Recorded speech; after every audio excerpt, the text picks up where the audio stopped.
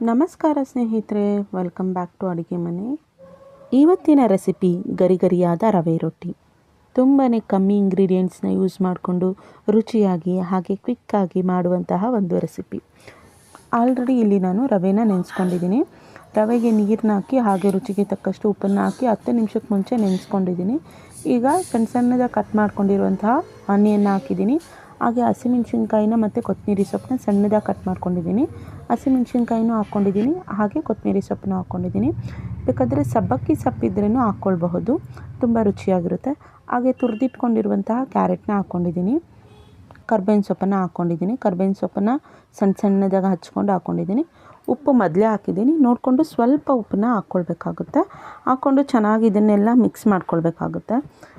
ಇದು ಕೈಯಲ್ಲೇ ಚೆನ್ನಾಗಿ ಕಲಿಸ್ಕೊಳ್ಬೇಕು, ಆಗಲೇ ಚೆನ್ನಾಗಿ ಮಿಕ್ಸ್ ಆಗೋದು. ಸೊ ಮಿಕ್ಸ್ ಆಗಿದೆ. ಈಗ ಒಂದು ಬೌಲಲ್ಲಿ ಸ್ವಲ್ಪ ನೀರನ್ನ ಹಾಕ್ಕೊಂಡಿದ್ದೀನಿ, ಹಾಗೆ ಎಣ್ಣೆ ಇಟ್ಕೊಂಡಿದ್ದೀನಿ. ಆಲ್ರೆಡಿ ಸ್ಟವ್ ಮೇಲೆ ತವ ಇಟ್ಟಿದೆ, ತವ ಚೆನ್ನಾಗಿ ಕಾದಿದೆ ನೋಡಿ. ಸೊ ಈ ಟೈಮಲ್ಲಿ ರವೆ ನೋಡಿ ಎಷ್ಟು ಚೆನ್ನಾಗಾಗಿದೆ ಅಂದರೆ ಚೆನ್ನಾಗಿ ಸಾಫ್ಟಾಗಿ ಆಗಿಬಿಟ್ಟಿದೆ. ಈ ಟೈಮಲ್ಲಿ ರವೆನ ಉಂಡೆ ಮಾಡ್ಕೊಳ್ಬೇಕು. ಉಂಡೆ ಮಾಡಿಕೊಂಡು ತವದ ಮೇಲೆ ಹಾಕ್ಕೊಳ್ತಾ ಇದ್ದೀನಿ. ಹಾಕ್ಕೊಂಡು ರೌಂಡಾಗಿ ತಟ್ಕೊಳ್ಬೇಕು. ಸೊ ಈಗ ಸ್ವಲ್ಪ ಫ್ಲೇಮ್ನ ಕಮ್ಮಿ ಮಾಡ್ಕೊಳ್ಬೇಕಾಗುತ್ತೆ, ಯಾಕಂದರೆ ಕೈಗೆ ಸ್ವಲ್ಪ ಬಿಸಿ ಆಗುತ್ತೆ. ಹಾಗಾಗಿ ಫ್ಲೇಮ್ನ ಕಮ್ಮಿ ಮಾಡಿಕೊಂಡು ರೊಟ್ಟಿನ ತಟ್ಕೊಳ್ಳೋಣ. ಈಗ ನೀರು ಇಟ್ಕೊಂಡಿದ್ದೀನಲ್ಲ, ನೀರನ್ನ ಹಾಕ್ಕೊಂಡು ಎಕ್ಸ್ಟ್ರಾ ಇರುತ್ತಲ್ಲ ಹಿಟ್ಟು, ಅದನ್ನೆಲ್ಲ ಸೈಡ್ಗೆ ಎಳ್ಕೊಂಡು ಚೆನ್ನಾಗಿ ರೌಂಡಾಗಿ ತಟ್ಕೊಳ್ಬೇಕು. ನೋಡಿ, ಈ ರೀತಿಯಾಗಿ ರೌಂಡಾಗಿ ಚೆನ್ನಾಗಿ ತಟ್ಕೊಳ್ಬೇಕು. ಸ್ಟಾರ್ಟಿಂಗ್ ಮಾಡೋರಿಗೆ ಸ್ವಲ್ಪ ಬಿಸಿ ಅನಿಸುತ್ತೆ ಕೈ, ನಾವು ಮಾಡ್ತಾಯಿದ್ರೆ ಅಷ್ಟೊಂದು ಬಿಸಿ ಅನಿಸೋದಿಲ್ಲ.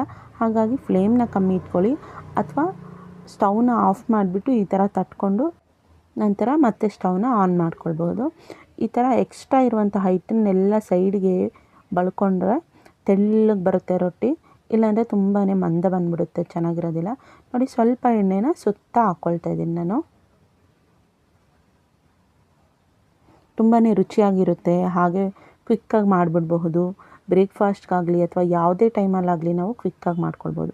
ನೋಡಿ, ಈಗಾಗಲೇ ಒಂದು ಸೈಡ್ ಆಗಿದೆ, ಎಷ್ಟು ಕಲರ್ಫುಲ್ಲಾಗಿ ಕಾಣಿಸ್ತಾ ಇದೆಯಲ್ಲ.